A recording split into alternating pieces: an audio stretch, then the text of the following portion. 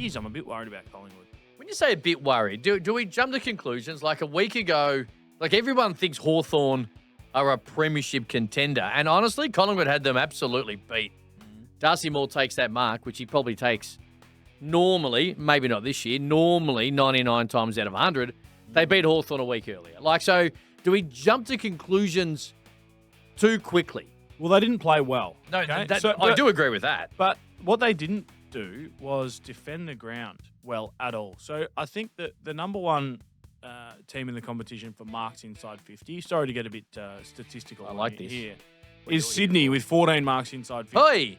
Every game. Well, hang on. They average 40. Shit, I can't believe you're giving some stats and the first Sydney. leader is the team you So I hate. had a quick look at it on the weekend when I Okay. was watching the dismantling of Collingwood's Yep. defensive game plan. And they took 21 marks inside 50. And I reckon 17 or 18 of them were uncontested marks.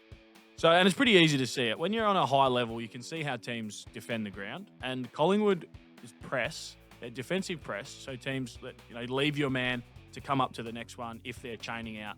If it looks like they're going to chain out through handball, you squeeze up on them, and then it forces the one over the top, and then the next person goes, and then the next person, so on and so forth, and everyone squeezes up the ground.